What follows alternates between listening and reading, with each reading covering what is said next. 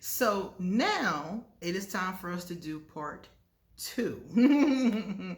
Last time I talked to you, we worked on part 1, and this is all about Aquarius. So it is 6 more sentences that people say are 100% Aquarius, and they want to know if I want to put my Aquarius star of approval on them. So we're going to read the next 6 and we're going to talk about them, and I'm going to tell you my little piece, and you're going to tell me how you feel in the comment section. Again, I have not read any of these. I wanted to do this live. Well, not really live, but cold. I guess kind of like a cold reading. I wanted to do it with you, okay? So let me do the introduction and then we'll get started. I'm Queen Osset Haru, and thank you for joining me for another wonderful edition of Ask an Aquarius. If you haven't already, please hit the red subscribe button and smack the bell. Also, if you like this video, please give it a thumbs up, pass it on to somebody else who might like it too, and drop us a positive comment in the comment section. Also, if you have time, stick around to the end, because after I talk about this, I'm going to read 2 positive comments and respond to them. And one of them might be yours, okay? Underneath this video is a lot of stuff. And if you would like to get a reading done, one of those things is my email address. Please feel free to email me or hit me up on social media if you would like to get a reading. Likewise, if you would like to send me a present, which gifts are my love language, my Amazon wish list is updated and underneath this video. If you would like to be one of my patrons on Patreon, that link is underneath this video. My PayPal is underneath this video in case you want to leave a donation. And also, I have Ask an Aquarius merchandise, which is kind of cool. I really like it a lot. There's mugs and pillows and blankets and t-shirts. I have a cool red t-shirt. So if you're interested, check that out underneath here as well. All right, guys, so let's get started. The first one says, you know you're an Aquarius if you are a softie deep down and enjoy warm comforts of home. You just don't talk about it. Now, I would say for this one, many of us are softies. You guys know how I am. I always got my toys. I'm all into my Harry Potter. I even have a Niffler. I have my own Niffler. You guys, I have this is the one I keep here, my Niffler. And I have another one that's bigger than this that's in my room. And that pygmy puff, that pink puff ball right there, I have a huge one of them on my bed too. So we are very soft deep down inside in those kind of ways. I always sleep with my Niffler. Don't play with me and my Niffler. I do. Sometimes I post pictures of me and my Niffler and my friends laugh at me. But yeah, I love the comforts of home. I love, being home. I'm a homebody at this point in my life. And I probably do talk about it more than maybe some other Aquarius, because I've noticed that some other Aquarius want to maintain this more hard perception, this, tough guy, tough girl perception. So they don't always talk about it. But because I'm Aquarius, I always notice it. I go to their place and see a little stuffed toy. I'm like, you ain't got no kids, but I don't say nothing. I let them have that. I do not say nothing. But a lot of Aquarius are very soft. And even the ones that don't have things like, stuffed animals and things like that, some of them are really sweet. Like they'll give donations anonymously, or they're very concerned about humanity. Or I told you, we all have our causes. So a lot of us are softies deep down. So I definitely agree with this one. You notice patterns.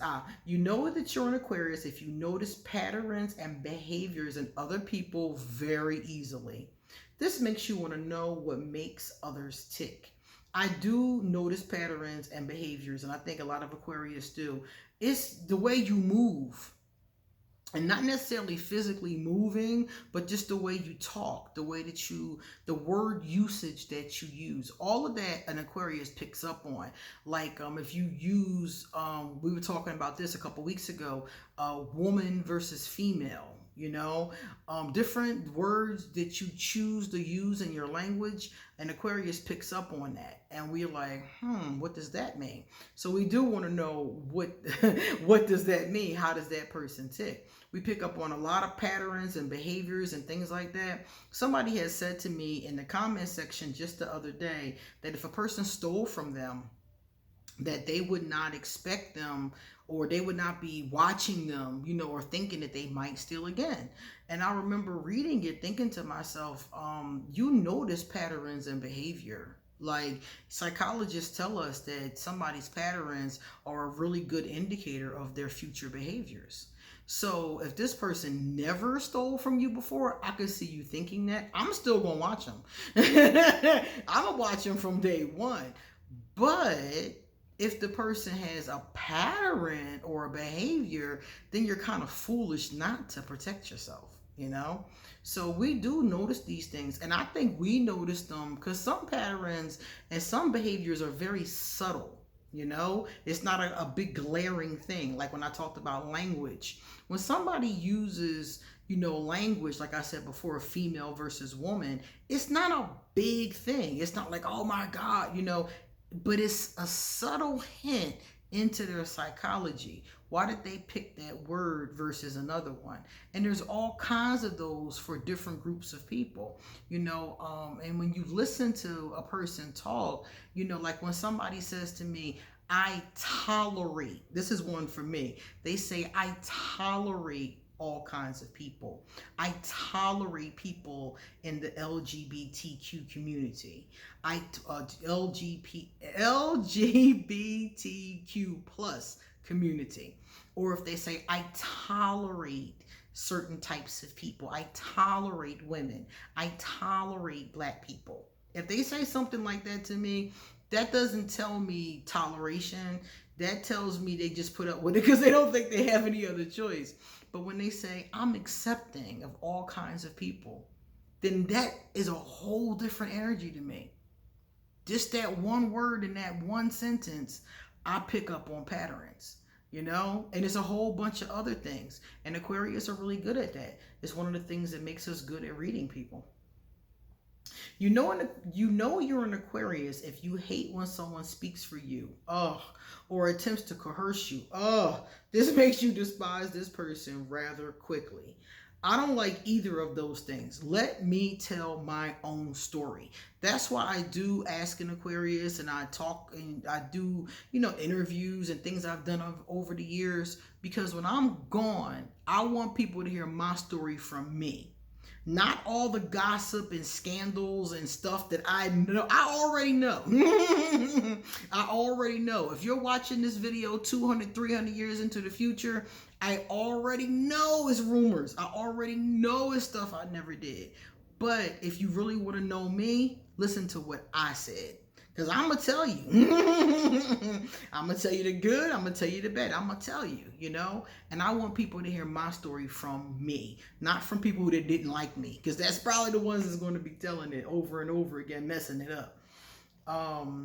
And coerce me. I cannot stand when somebody tries to get me to do something I don't want to do. Especially when they're trying to convert me to their way of thinking.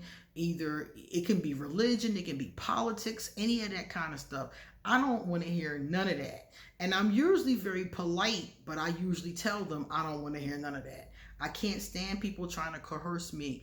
I've sat and thought about my opinions about things, and I could still be wrong, but I would rather learn that I'm wrong from a conversation with someone or a friend or something I see. I would rather learn it that way than somebody try to coerce me to their thought processes, because they have an ulterior motive.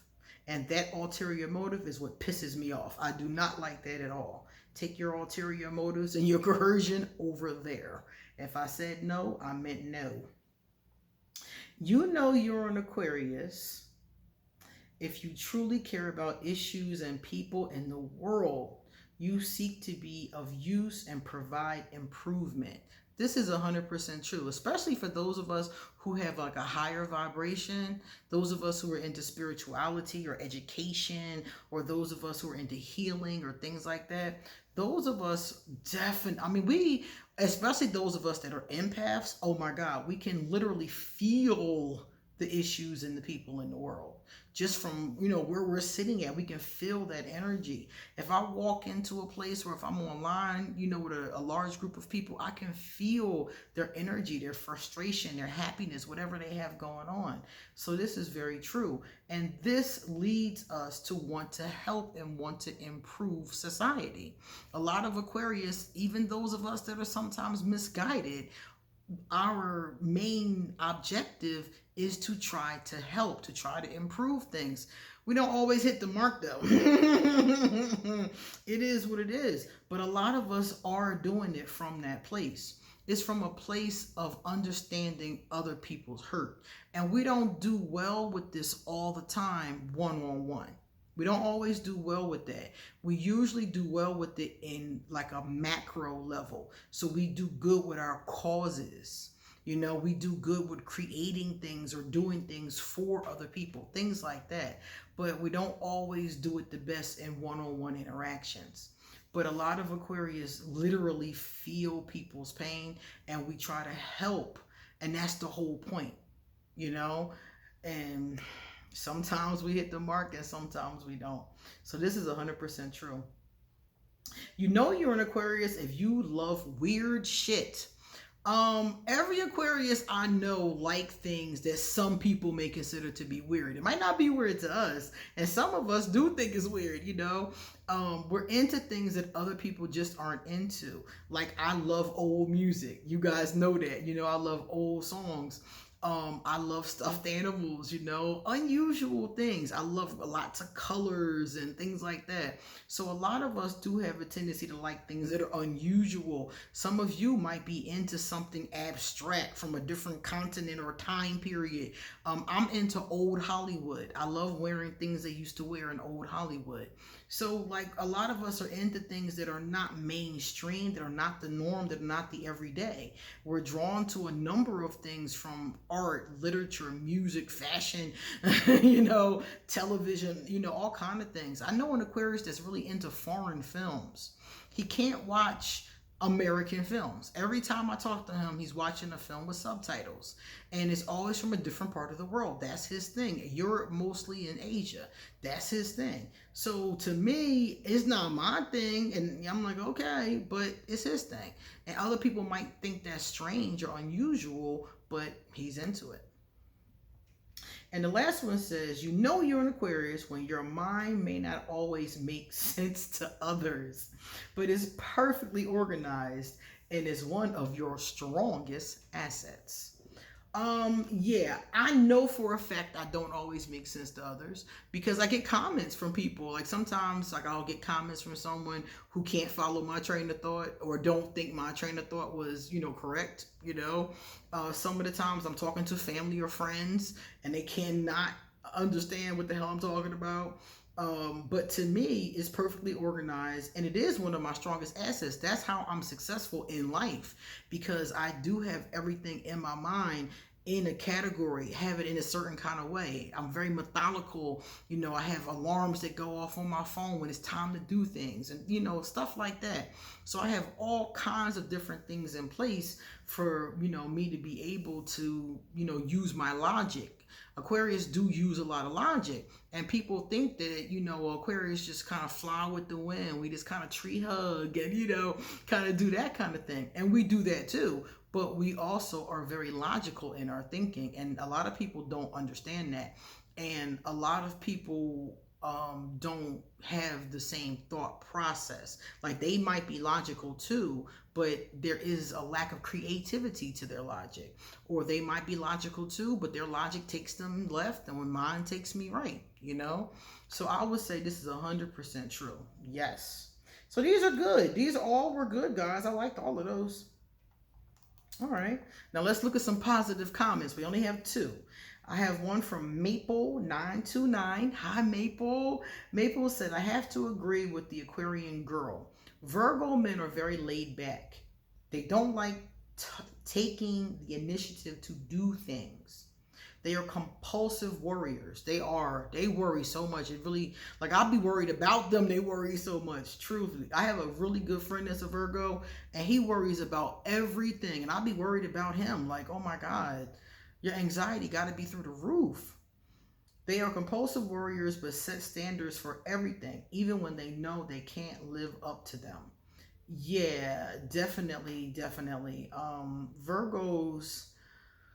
Oh yeah, my Virgos, they definitely do that. And I think that for a lot of them, they're so hard on themselves. It's like, look, life is hard. We gotta we gotta show ourselves some gentleness. You gotta show yourself some kindness. And Virgos beat themselves up a lot more than they even need to. Like, I was talking to my Virgo the other day, because he's one of like my best friends. I've been talking to him since I was like 20 years old.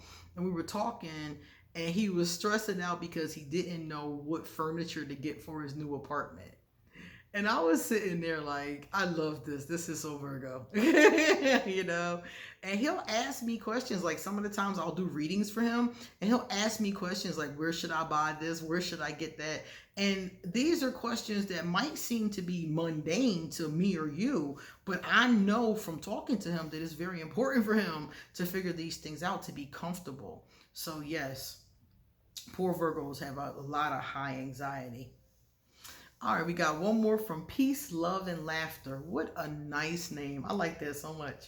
Everybody has an angle, or they think you have an angle. This is something I said in the video one time, and this is very true. And she said, truer words have never been spoken. It's not that deep. This is very true. Everybody thinks you have an angle. Even when you don't. Everybody thinks you have an angle, you have an ulterior motive, you have this, you have that. And I understand that, because sometimes people do. You got to watch your back. But everybody doesn't have an angle. Everybody's not trying to get something from you. A lot of people might, but it's not everybody. And I think that the problem comes in is that if you're very jaded, if you're very pessimistic, you think everybody has an angle. Everybody's trying to get you. Everybody is, an undercover spy or something. Everybody going to tell your business. Everybody trying to do something to you, and they have some kind of angle. Or it's the other side, where you don't think people have angles, and a lot of times treachery and manipulation comes at you faster than you can control it, because you didn't think that that person would do that. It's good to be right in the middle. Right in the middle, where it's possible, but you're not always paranoid about it. That's where I try to stay. I try to stay right in the middle. And most of the time I'm right. Every once in a while somebody does something that's shady, but for the most part I'm usually correct about that. So try to stay right in the middle. That's the best place to be. All right, guys, time for me to get going. So come back soon, because I have so much more to say. You wouldn't believe how much more to say. See you later.